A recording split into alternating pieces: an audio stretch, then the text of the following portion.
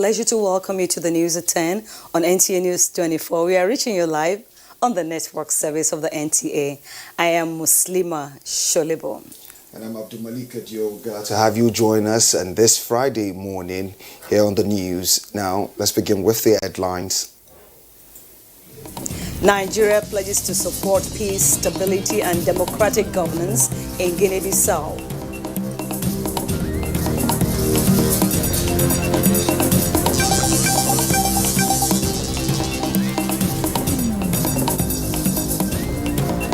Dialogue between federal government and organized labor over strike adjourned.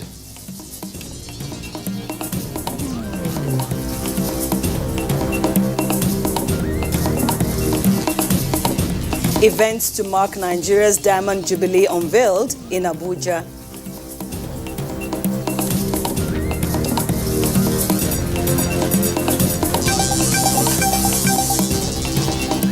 A relief for flood victims in Niger State as First Lady Aisha Buhari extends her support.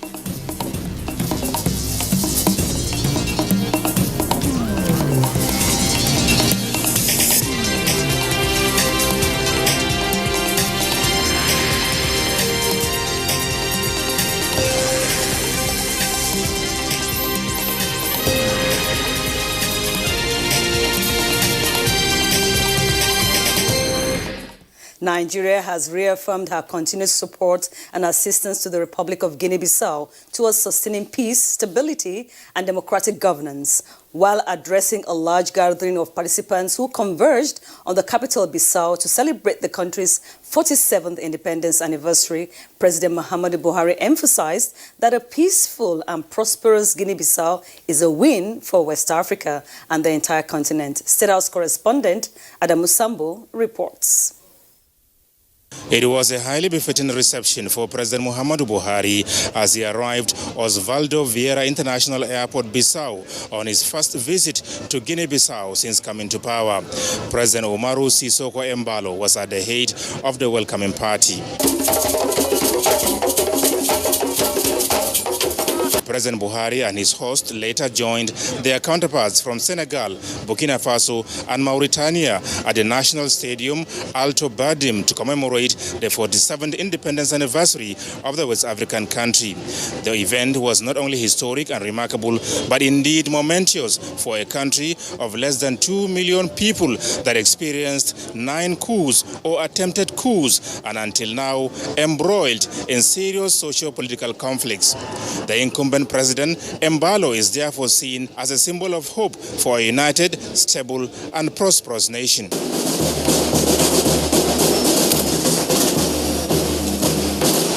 Speaking at the event, President Muhammadu Buhari said he is indeed proud of the support Nigeria provided towards entrenching democracy in Guinea-Bissau. This support, he said, can only be increased under his tenure. I congratulate you and good people of the Republic of Guinea-Bissau on your Independence Day celebration and express my wish for greater achievement in the years ahead. It is my sincere prayer that your country will continue on the path of regional cohesion, growth, and unity. The president used the opportunity to reflect on the excellent relations between Nigeria and Guinea-Bissau, promising to work more closely with President Embalo to carry it on to the next level of fruitful cooperation and partnership.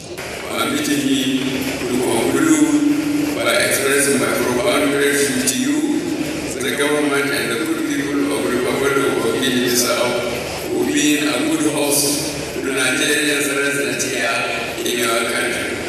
Colonial boundaries would never break the bond of kinship that binds us. And as a mark of appreciation for his enormous contributions to peace, stability, security, and democratic enterprise in Guinea-Bissau, the government named a major road in the capital city after the Nigerian leader.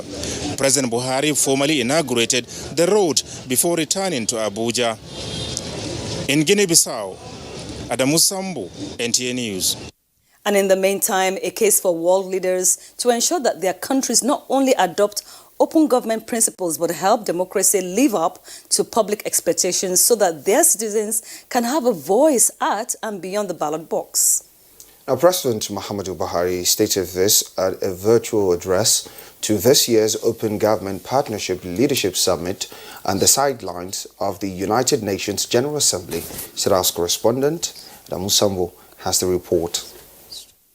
The Open Government Partnership is a multilateral initiative that aims at securing concrete commitments from national and subnational governments towards promoting open government, empowering citizens, fighting corruption, and harnessing new technologies towards strengthening governance. The 2020 Virtual Leaders Summit was convened to not only address how to build stronger democracies in the future, but also discuss the role of open government innovations in effective COVID-19 pandemic management and tracking trillions of dollars in stimulus and safety net packages. As COVID-19 cases continue to accelerate worldwide. In his submission, President Muhammadu Buhari said citizens worldwide are now seeking information, engagement, and support from their governments as the world faces twin challenges of managing the health and economic impacts of the COVID-19 pandemic.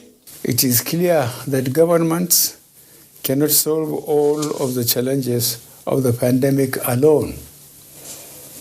And it is only through open governance and working with citizens that we can succeed.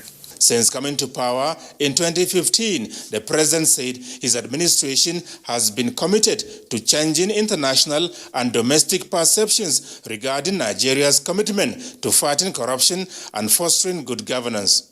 We focus on the task of dealing head-on with this destructive monster, which led to us joining the Open Government Partnership and making reform commitments, such as to establish a public central register of beneficial owners of corporate entities. Since then, we have made significant progress in implementing tougher anti-corruption measures, including my recent assent to the Companies and Allied Matters Act 2020. President Buhari explained that being an open government partnership member country, Nigeria has been able to learn from other countries tackling similar challenges and building coalition towards supporting reform measures aimed at enhancing citizens' trust in government. These consultations are in line with the effort of our administration to encourage public participation in government policies and programs. We aim to expand the partnership in the African continent by continuing to play a leading role in the International Steering Committee. To my fellow Nigerians, I encourage you to get involved and help shape and sustain our democracies for now and the future. And as the Open Government Partnership celebrates 10 years of existence next year, President Muhammadu Buhari appreciated the leadership and staff of the Global Support Unit for the enormous work being done towards ensuring that voices are not only heard, but indeed valued. In Abuja, Adamu Sambu, NTA News. And a compelling need is being advocated to strengthen international cooperation in the global effort to curtail the menace of illicit financial flows, as current international mechanisms are not strong enough to address the menace. President Buhari stated this at the Financial Accountability, Transparency and Integrity Panel video conference organized on the sidelines of the ongoing United Nations General Assembly. On the approach to promote equity and help achieve economic growth, the president, represented by Vice President Yemi Osinbajo, agreed with the panel on the importance of having a balanced approach that reflects the situation in different regions and the priorities of different stakeholders. President Muhammadu Buhari observed that for the global aspiration to recover better from the impact of the pandemic and to yield any inclusive Result, existing structures that make it impossible for countries to generate and retain a sizable chunk of their resources must be comprehensively addressed. The president says evidence suggests that the contemporary international tax system uses a taxing rights regime that is not fit for purpose, as it makes combating tax abuses, especially by multinational corporations, difficult for most developing countries. President Buhari also hopes that the final report of the FACTI panel will introduce proposals that will lead towards a fairer international tax regime, and that the report will contain proposals that would address the continuing advocacy for country-by-country reporting, open disclosure, and automatic exchange of information on beneficial ownership, as well as eliminate financial secrecy, jurisdiction, and tax havens that facilitate base erosion and profit shifting. Laolu Akonde, Senior Special Assistant to the President of Media and Publicity in the Office of the Vice President, in a release, says the event was convened to present the interim report of the panel, which identified the major gaps in the implementation of the existing international frameworks for tax cooperation, anti-corruption, and anti-money laundering. Vice President Yemi Osinbajo was Thursday briefed by Governor Yaya Bello on the fatal accident at Felele Junction in Lokoja, which claimed many lives. That is right. And the governor also used the opportunity to call government's attention to the poor state of federal roads in the state. State House correspondent Jide Onifade tells you more. The Vice President, who commiserates with affected families, the people and government of the state, promises that the federal government will continue to give utmost attention to developing critical infrastructure in the state and across the country. Governor Yahaya Bello, who had paid similar visits to the Minister of Works, says the state is grateful for the show of love received from the federal government and Nigerians over the incident, and especially the promise to improve federal roads in the state. He expressed his concern also that moving forward, federal government is going to fund the various contractors to ensure that those road infrastructures are completed. They are doing excellently very well in the road infrastructure across the country, but we want more attention to be paid to Kogi State because it is the gateway between the north and south. And if our road is cut off, then even FCT is going to suffer, for it. On funding of the proposed University of Science and Technology in the state, the governor says the university will be gently funded by the state and local governments, as well as the private sector. In the State House, Jide Onifade, NTA News. Now, the bilateral dialogue between the federal government and the organized labor to resolve impending nationwide industrial action over electricity tariff and hike in pump price has been adjourned to Monday, the 28th of September 2020. The decision was reached after several hours of discussions and consultations by both parties on what next line of action will be. Emmanuel Ayemero reports that, though it was a closed-door meeting, at the end, both parties adjourned.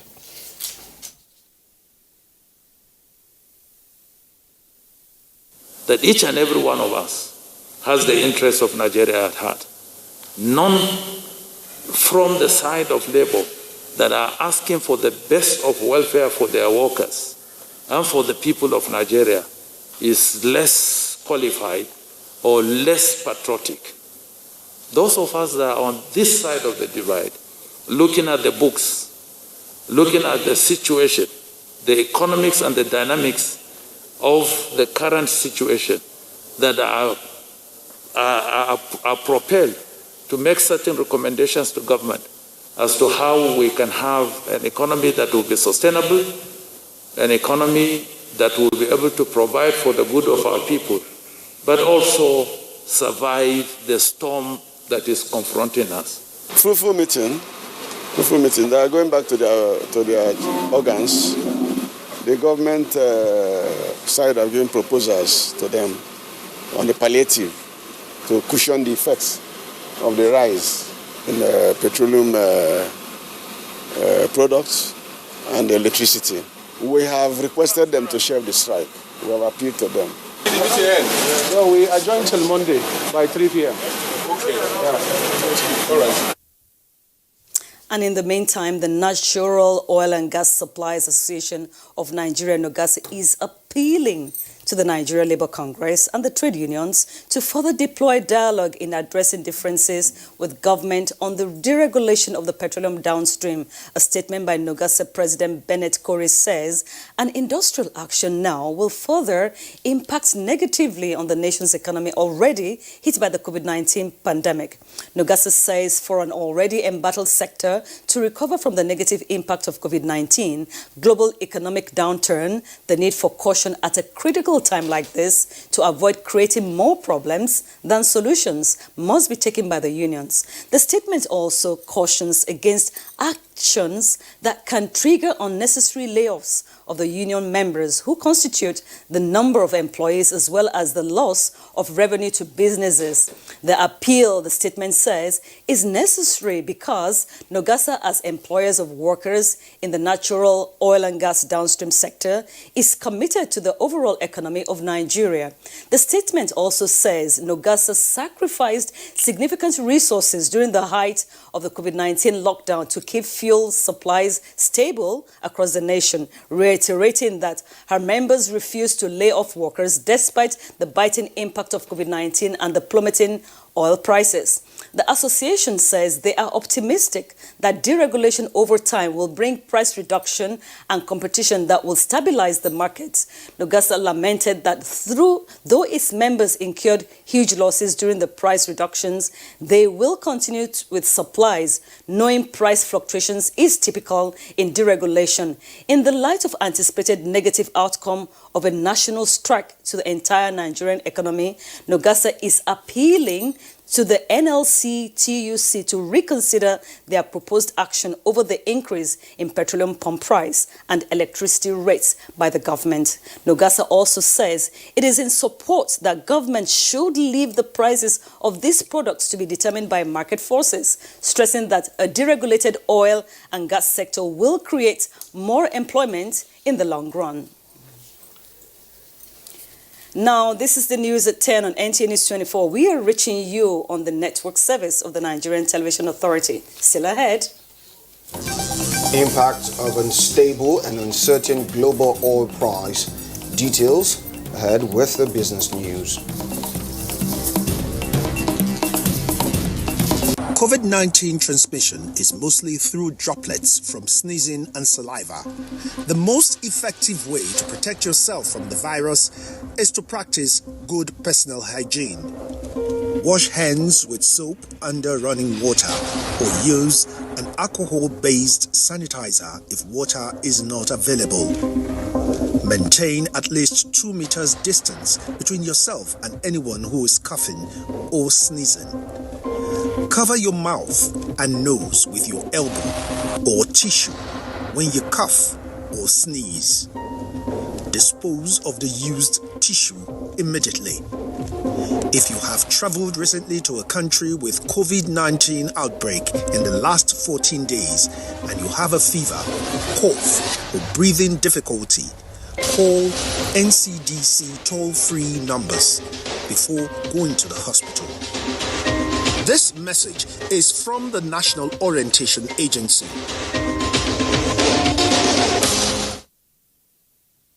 Now, instability and uncertainty in global oil price continues to negatively affect oil-producing countries around the world, including Nigeria. Ranamin Egirani has the details.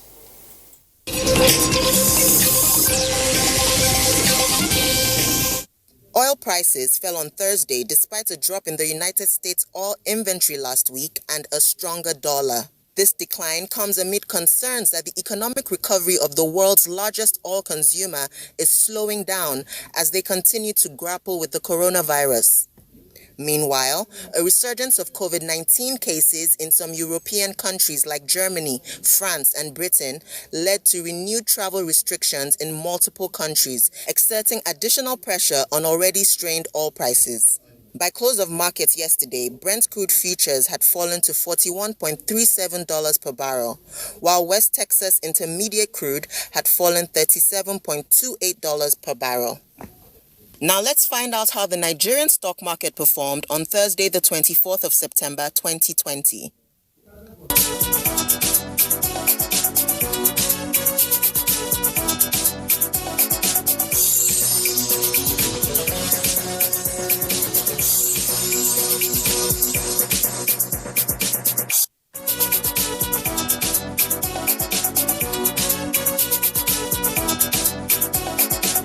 With business news, I'm Ronami Egirani.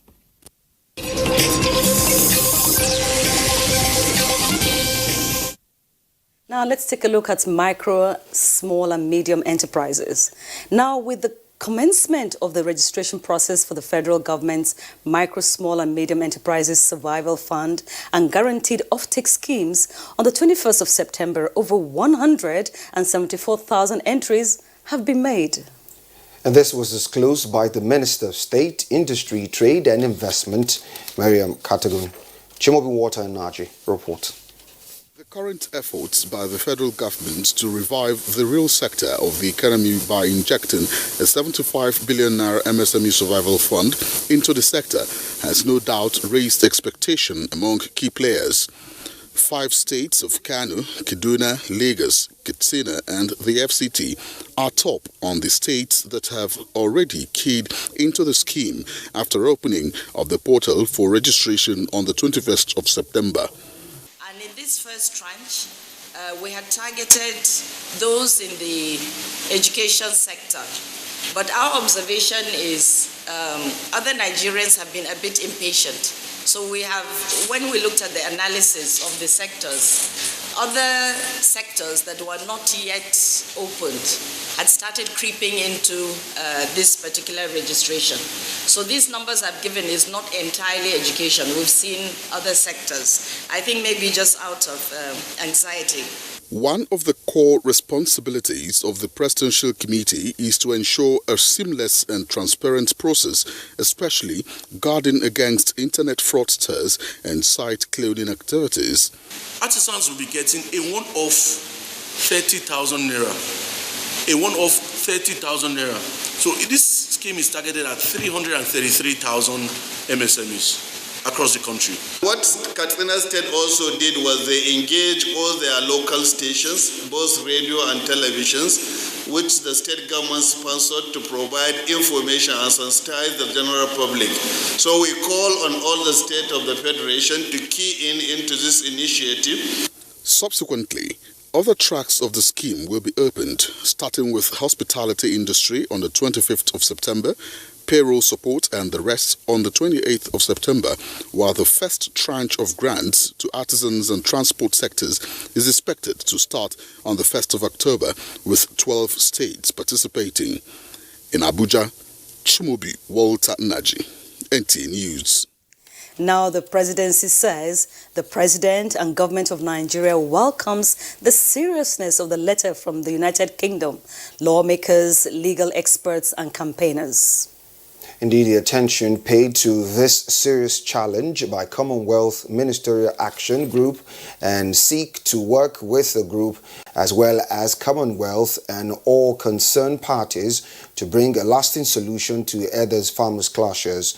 Now, the threat posed to all Nigerians and the Sahel region as a whole from Boko Haram terrorists and their allies. Elizabeth Omori brings us details. Nigerian government is asking the British lawmakers to visit Nigeria, whether formally or informally, to discuss all the points raised in their letter, stating that the country has everything to gain as a nation through international cooperation. The statement pointed out that the threat to civilians and peaceful coexistence between different ethnic and religious groups from Boko Haram, banditry and land disputes is of serious concern to the president and the government. It is therefore incorrect to assert that the government has or is doing nothing to address these intertwined threats.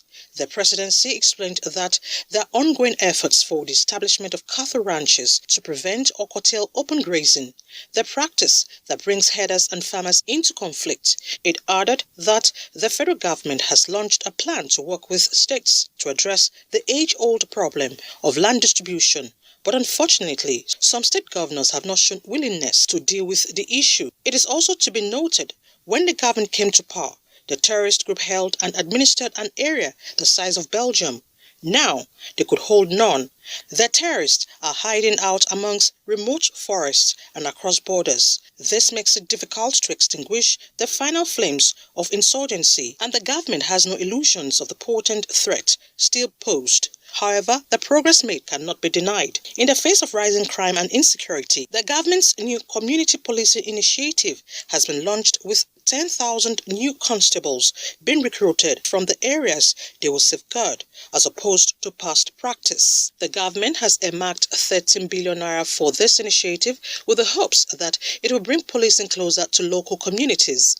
The presidency also pointed out to the British lawmakers that not all who press them have the best interests of either democratic governance or peaceful coexistence in mind. For example, the former Nigerian Chief of Army Staff, named and quoted in the letter as a source on military matters, relinquished that position some 40 years ago in 1979. He was last in a government position 17 years ago in 2003 as Minister of Defense. At that time, religious and ethnic riots erupted in 2 states of the Federation, 2001 and 2002. These were violently and ruthlessly put down by the military under its authority, leading to loss of thousands of lives and the displacement of some further 50,000 persons.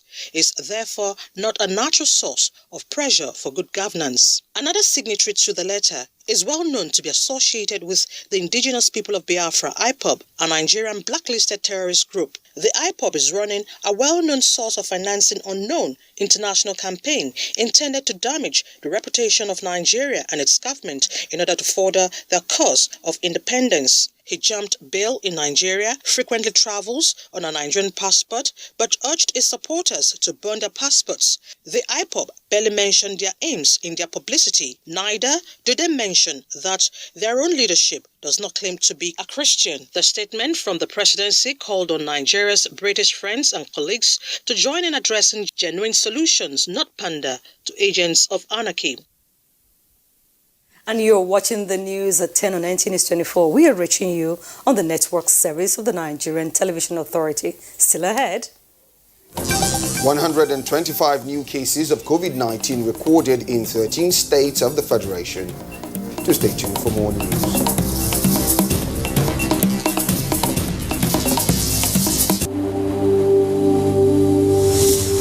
For now, the best and most efficient way to avoid getting infected is through regular hygienic and sanitary practices, as well as social distancing. As individuals, we remain the greatest weapon to fight this pandemic. By washing our hands regularly with clean water and soap, disinfecting frequently used surfaces and areas, coughing into a tissue or elbow, and strictly adhering to infection prevention control measures in health facilities, we can contain this virus.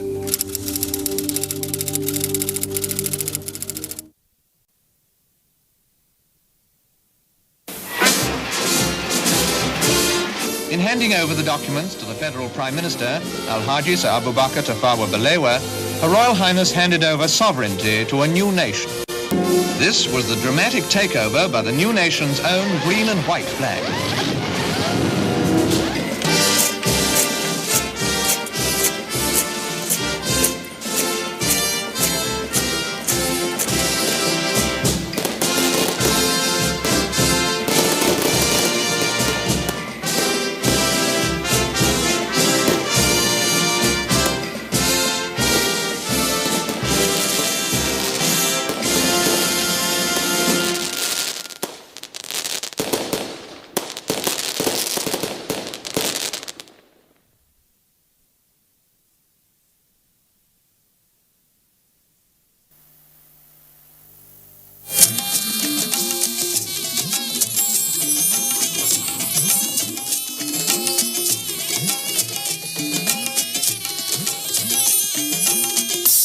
This is the network service of the NTA.